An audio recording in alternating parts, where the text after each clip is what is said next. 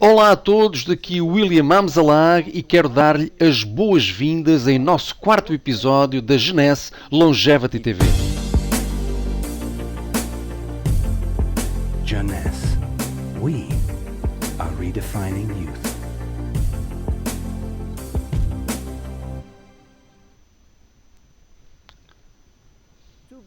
Nascer não é um crime. Então, por que devemos ser todos nós condenados à morte? A morte é inevitável? Você pode se surpreender ao saber que envelhecimento e morte não existe desde sempre. Há 4 bilhões e meio de anos atrás, uma única célula nasceu. Esta única célula não envelheceu. Tinha a capacidade de se dividir indefinidamente.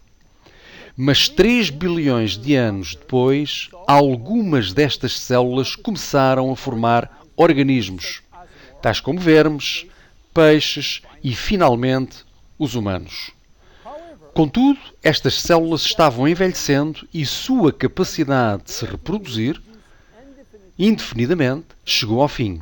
E hoje sabemos exatamente o porquê. Essas células nós as chamamos de células somáticas. Contêm um gene que controla a produção da telomerase. E este gene foi e ainda é desligado. Sem a capacidade de produzir telomerase, os telómeros se tornarão mais curtos e as células vão morrer. Então, por que há tantas discrepâncias de longevidade entre humanos e outros animais? Deixe-me dar-lhe alguns exemplos. Você já ouviu falar sobre George? George é uma lagosta americana que nasceu em 1869 e tem agora 140 anos de idade. Ela era uma espécie de mascote no restaurante de Nova Iorque e foi devolvida ao oceano em 2010. Ela provavelmente ainda é viva. Mas como? São as lagostas imortais? Não exatamente.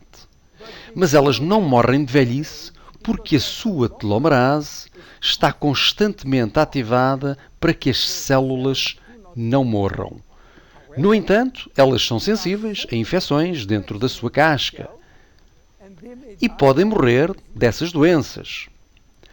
No Japão, os koi-fish são conhecidos por viver muito tempo.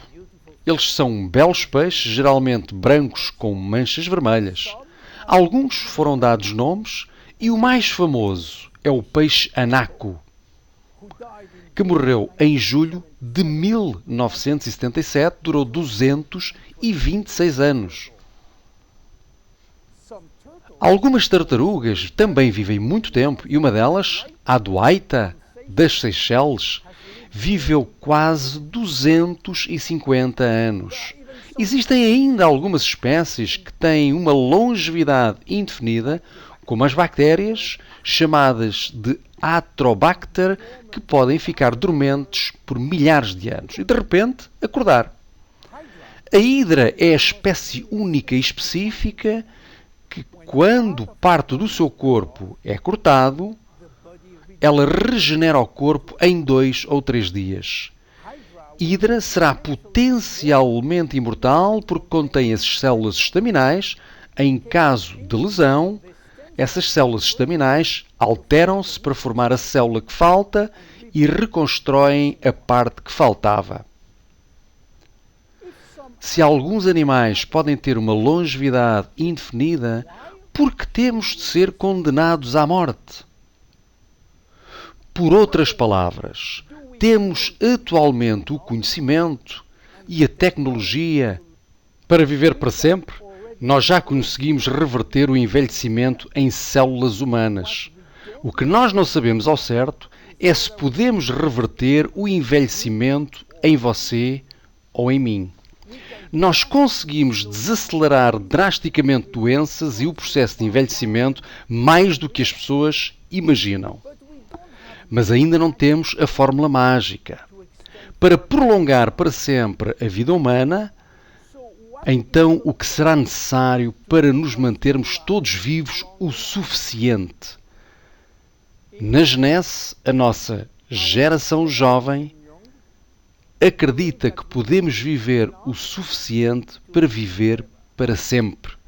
O que significa que nós projetamos soluções temporárias como a reparação do ADN, a ativação da telomerase e o suporte de células estaminais, a fim de ainda estar aqui e por aqui, por forma a beneficiar de outro cientista de prémio Nobel.